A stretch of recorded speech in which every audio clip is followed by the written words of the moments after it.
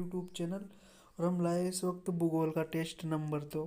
तो हमारी कोचिंग का नाम है दोस्तों वसुधा कला से RJ Patel study point 24x7।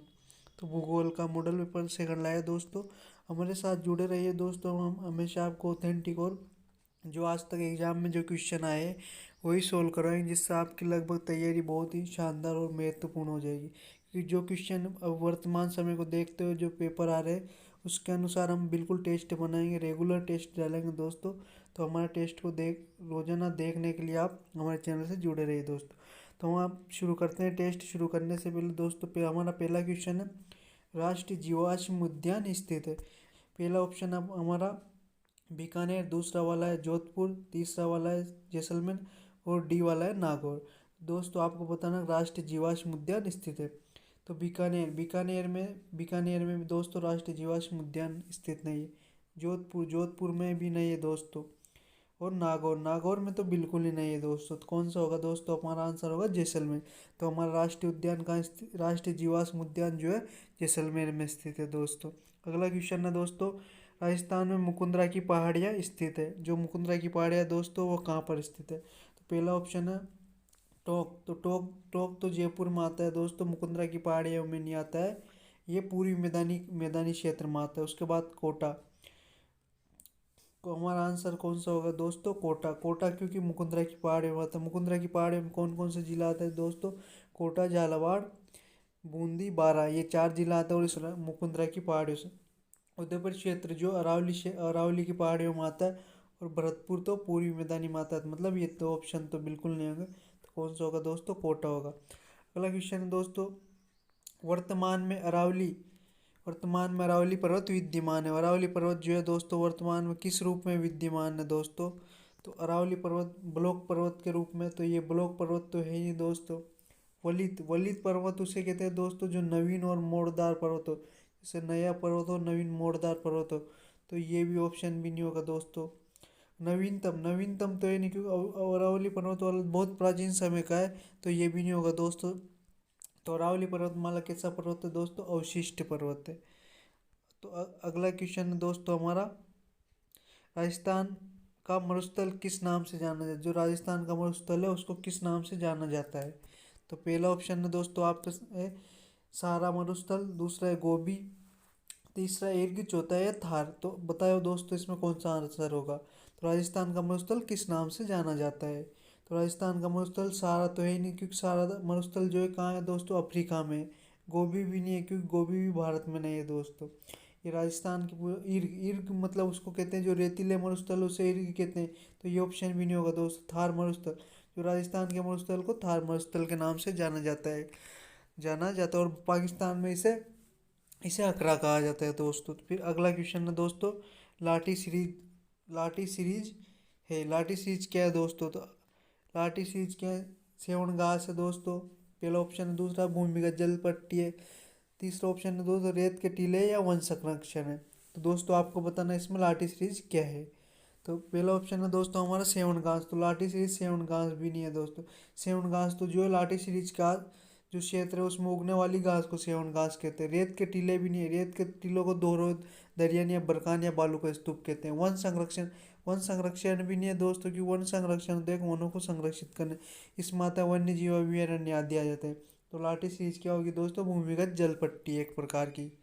अगला क्वेश्चन है दोस्तों, चप छप्पन का बेसिन किस जिले में स्थित है? जो छप्पन का मैदान है दोस्तों किस जिले में स्थित है? तो पहला ऑप्शन है दोस्तों हमारा कोटा, बी वाला ऑप्शन है उदयपुर, सी वाला है दोस्तों सिरोही और डी वाला है बांसवाड़ा। तो इसमें कौन सा ऑप्शन होगा दोस्तों? जल्दी बताइए आप।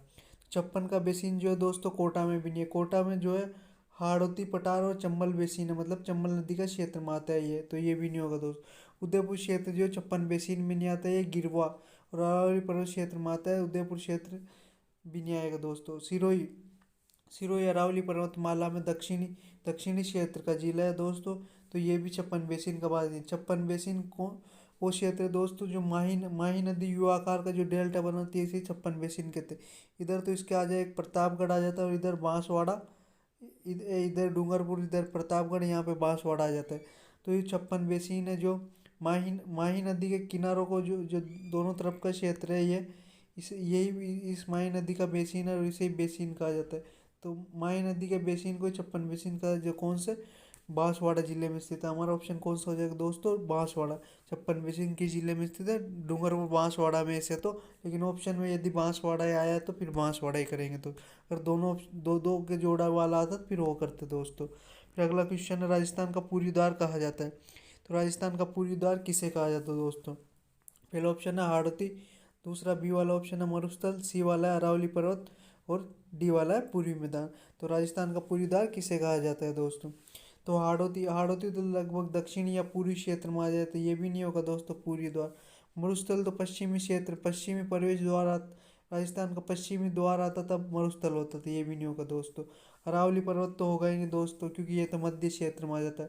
तो राजस्थान का पूरी द्वार किसे कहा जाता है, पूर्वी मैदान को राजस्थान का पूरी द्वार कहा जाता है। अगला क्वेश्चन है दोस्तों हमारा, शेखावटी क्षेत्र में स्थानीय भाषा में कुओं को क्या कहा जाता है। जो शेखावटी क्षेत्र है दोस्तों उसमें स्थानीय भाषा को, जो वहाँ पे कुएं हैं उनको क्या कहा जाता है दोस्तों। तो शेखावटी से खू खू पहला ऑप्शन है खू, दूसरा ऑप्शन है दोस्तों बावड़ी, तीसरा है ढोर और चौथा है जोहड़। तो शेखावटी क्षेत्र में स्थानीय भाषा में कुओं को क्या कहा जाता है दोस्तों, खू। खू तो कहा ही नहीं जाता है दोस्तों, ये तो कोई मतलब शब्दावली नहीं बनती। बावड़ी, हाँ बावड़िया होता है लेकिन दोस्तों बावड़ी नहीं कहा जाता दोस्तों। पूरे राजस्थान में जो कुएनुमा जो संरचना होती है उनको बावड़िया कहा जाता है, लेकिन ये शेखावटी में डोर भी नहीं कहा जाता तो किसको कहा जाता है, जोहड़। तो शेखावटी क्षेत्र में स्थानीय भाषा में को क्या कहा जाता है दोस्तों, जोहड़ कहा जाता है। अगला क्वेश्चन है दोस्तों, डांग क्षेत्र स्थित है। तो डांग क्षेत्र कहाँ स्थित है दोस्तों। पहला ऑप्शन है दोस्तों हमारा डूंगरपुर, दूसरा ऑप्शन है अलवर, तीसरा ऑप्शन है करौली, चौथा है बारा। डूंगरपुर क्षेत्र को डांग नहीं कहा जाता है दोस्तों, इसे वागड़ क्षेत्र कहा जाता है, ये भी नहीं होगा। अलवर को राजस्थान का सिंह द्वार कहा जाता है, ये भी नहीं होगा। करौली, तो डांग क्षेत्र में करौली, धौलपुर, सवाई माधोपुर और कोटा ये जिला आते हैं दोस्तों। बारह भी नहीं होगा क्योंकि बारह चंबल बेसिन में नहीं आता। चंबल बेसिन के क्षेत्र को डांग क्षेत्र कहा जाता है। सवाई माधोपुर धौलपुर करौली आता है डांग क्षेत्र में। तो डांग क्षेत्र कौन सा है, करौली। अगला क्वेश्चन है दोस्तों, खड़ीन क्या है। खड़ीन क्या है दोस्तों, पहला ऑप्शन है घास, दूसरा है बालू का स्तूप, तीसरा है नाड़ी और चौथा है डी। तो पहला घास तो होगा ही नहीं दोस्तों, क्योंकि घास घास एक खड़ीन थोड़ी है। घास तो एक प्रकार है, जैसे सेवन घास, लीलन घास, ऐसे। बालू का स्तूप भी नहीं होगा क्योंकि रेत के टीलों को बालू का स्तूप कहा जाता है जैसे दोस्तों, ऐसे। तो ये भी नहीं होगा दोस्तों। नाड़ी नाड़ी तो जो कुओं से छोटी संरचना होती है, उन कुओं के पास बेरी या कोई बना है उनको ही नाड़ी कहा जाता है, ये भी नहीं होगा दोस्तों। खड़ीन एक प्रकार की कृषि है। जब मतलब मरुस्थलीय क्षेत्र में जब कोई मरुस्थलीय क्षेत्र में एक बड़ा क्षेत्र रहता है उसमें पानी भर जाता है दोस्तों, पानी ऐसे, फिर वो पानी सूखता है। उस पानी के सूखने बाद जो वहाँ कृषि की जाती है उसे खड़ीन कहा जाता है। और खड़ीन का प्रारंभ पालीवाल ब्राह्मणों द्वारा किया गया था दोस्तों। तो हमारा हमारा आंसर कौन सा हो जाएगा दोस्तों, खड़ीन क्या है, कृषि, एक प्रकार की कृषि है। अगला question, national would fossil park है। तो नेशनल वुड फॉसिल पार्क कहाँ है दोस्तों। पहला ऑप्शन है बीकानेर, दूसरा ऑप्शन है चूरू, तीसरा वाला है जैसलमेर, चौथा है जोधपुर। तो नेशनल वुड फॉसिल पार्क जो है, पहली बात तो ये बीकानेर में तो नहीं है दोस्तों, दूसरा ऑप्शन चूरू में भी नहीं है, ये मुख्य रूप से तो जैसलमेर बाड़मेर में है दोस्तों, है ना। इस जोधपुर भी नहीं होगा तो कौन सा होगा, जैसलमेर। तो नेशनल वुड फॉसिल पार्क कहाँ है, जैसलमेर में। ये यही राजस्थान का सबसे बड़ा बड़ा अभयारण्य भी यही है राजस्थान का। अगला क्वेश्चन है, बारह अवस्थित है। जो बारह है वो कहाँ पर अवस्थित है। पहला ऑप्शन अरावली में, दूसरा है चंबल क्षेत्र, तीसरा है बनास बेसिन, चौथा है हाड़ौती का पठार। तो अरावली क्षेत्र में तो उदयपुर डूंगरपुर बांसवाड़ा ये क्षेत्र आ जाते हैं, ये दक्षिणी क्षेत्र में है, ये भी नहीं होगा। चंबल क्षेत्र में बारह अवस्थित नहीं है क्योंकि चंबल बेसिन में नहीं है दोस्तों। बनास बेसिन में भी नहीं है दोस्तों, क्यों बनास तो राजसमंद से निकल कर भीलवाड़ा अजमेर होते हुए सवाई माधोपुर में चंबल में मिल जाए, ये भी नहीं है दोस्तों। कौन सा, बारह के क्षेत्र में हाड़ौती के पठार क्षेत्र में अवस्थित है दोस्तों। अगला क्वेश्चन, राजस्थान में होर्सशू की पहाड़ियाँ कहाँ है। राजस्थान में जो होर्सशू की पहाड़ियाँ कहाँ पर है दोस्तों, पहला झालावाड़, दूसरा मनोर थाना, तीसरा बारा, चौथा रामगढ़। तो झालावाड़ में तो है ही नहीं दोस्तों, मनोर थाना में भी नहीं है। बारह बारह हो सकता है लेकिन यहाँ पर स्थान यदि स्थान का नाम विशेष रूप से आ जाए फिर आपको स्थान करना है, तो कहाँ होगा, रामगढ़ में। और शू की पहाड़ है कहाँ पर है दोस्तों, रामगढ़, इसका रामगढ़ आंसर आएगा। आड़ावल पर्वत किस जिले में स्थित है? आड़ावल पर्वत जो है किस जिले में स्थित है दोस्तों? पहला है कोटा, दूसरा ऑप्शन है बारा, तीसरा है बूंदी, चौथा है झालावाड़। तो आपको बताना है कौन सा इसमें सही होगा। तो पहला कोटा भी नहीं है दोस्तों, आड़ा वाला पर्वत बारा में भी नहीं है दोस्तों, झालावाड़ में भी नहीं, कहाँ आएगा? बूंदी में से।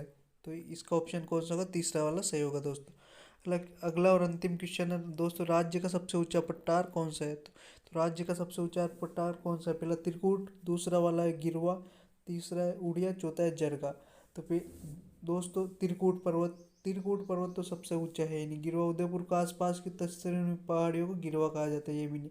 जरगा जरगा तीसरे नंबर की सबसे ऊंची चोटी है राजस्थान की, तो जरगा भी नहीं होगा दोस्तों। कौन सा होगा? उड़िया। तो राज्य का सबसे ऊंचा पठार कौन सा है दोस्तों? उड़िया।